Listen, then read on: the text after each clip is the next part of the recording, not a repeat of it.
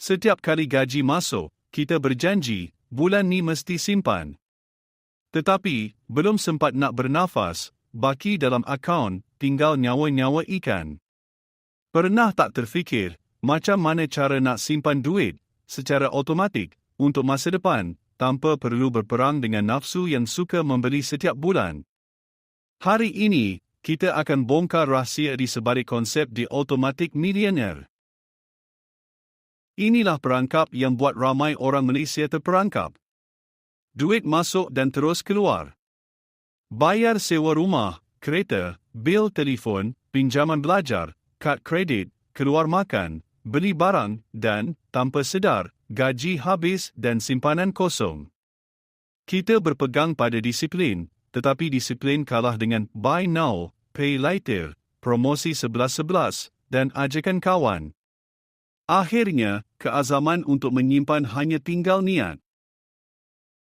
Masalah di sini ialah, kita bukan malas menyimpan, tetapi, kita bergantung kepada tekad yang rapor. Kita berharap pada diri sendiri untuk kuat, sedangkan sistem keuangan kita bocor di merata tempat. David Bach perkenalkan satu idea yang nampak biasa, tetapi, mengubah hidup ramai orang biasa, iaitu, bayar diri sendiri dahulu dan automatikkan aliran keuangan. Poin pertama. Bayar diri sendiri dahulu, tanpa rasa bersalah. Rahsia utama ialah, setiap kali gaji masuk, jangan tunggu ada duit lebih, tetapi, ambil dahulu untuk diri sendiri, asingkan siap-siap 10% ke akaun simpanan atau pelaburan, sebelum anda bayar apa-apa.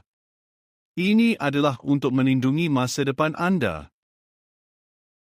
Contoh mudah. Dapat gaji RM3,000, tetapkan auto transfer RM300, terus masukkan ke akaun lain setiap 1 hari bulan. Dan anggap duit itu hilang seolah-olah ia tak pernah ada. Poin kedua. Set automatik, jangan bergantung pada semangat. Kita manusia, semangat nak menyimpan itu naik turun. Tetapi, otomasi tidak pernah lupa. Di Malaysia, banyak bank boleh set auto standing instruction atau guna akaun seperti ASB Financing, potongan gaji melalui tabung haji, atau auto transfer ke akaun pelaburan robo-advisor. Poin ketiga. Jangan tunggu kaya baru nak simpan. Ramai fikir, simpan RM50 tak guna. Tetapi, jika RM50 dipindahkan terus ke akaun pelaburan setiap bulan, dalam 20 tahun boleh cecah puluhan ribu. Rahsia kaya yang tersembunyi bukanlah dengan gaji yang besar, tetapi, konsisten menyimpan dalam jumlah yang kecil. Poin keempat. Pisahkan akaun. Buat akaun khas yang bukan kad ATM utama. Bila duit dah automatik pindah, ia tak nampak dalam baki harian. Anda jadi bijak tanpa sedar. Akaun ini bukan untuk belanja, tetapi untuk masa depan. Poin kelima. Hidup dengan baki. Bukan baki untuk hidup. Selepas anda dah selesai pindahkan duit, barulah guna baki yang ada. Kita akan automatik sesuaikan gaya hidup mengikut duit yang tinggal. Ajaibnya, kita tak rasa kehilangan pun, sebab proses berlaku sebelum kita sempat guna.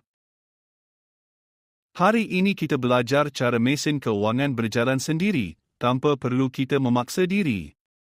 Dan dalam bab 7, kita akan buka langkah yang lebih agresif, iaitu, bukan sahaja dengan menyimpan, tetapi bagaimana menggandakan duit automatik itu supaya bekerja untuk anda. Kita akan kupas cara pelaburan berstrategi tanpa perlu jadi pakar saham. Kebebasan keuangan bukan untuk orang kaya sahaja. Ia untuk sesiapa yang bijak memasang sistem. Hari di mana anda set otomasi, hari itu juga anda berhenti bergantung pada niat yang mudah patah. Ini bukan tentang jumlah, ini tentang keputusan. Mula kecil, mula hari ini. Jika anda nak teruskan perjalanan mengubah kewangan tanpa pening kepala, pastikan anda tak terlepas bab seterusnya. Klik langganan, hidupkan loceng, dan jadi sebahagian komuniti yang belajar mengawal duit, bukan lagi dikuasai duit.